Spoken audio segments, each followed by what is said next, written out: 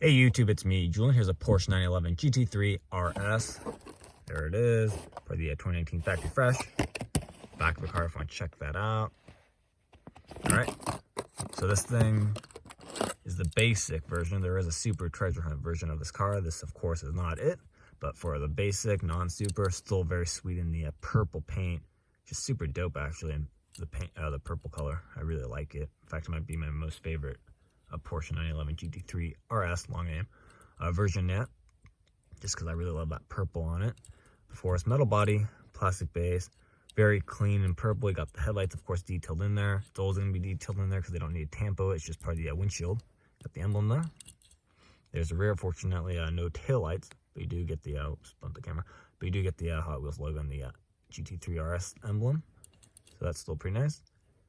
I think personally I would have gone with different rims, but it's fine.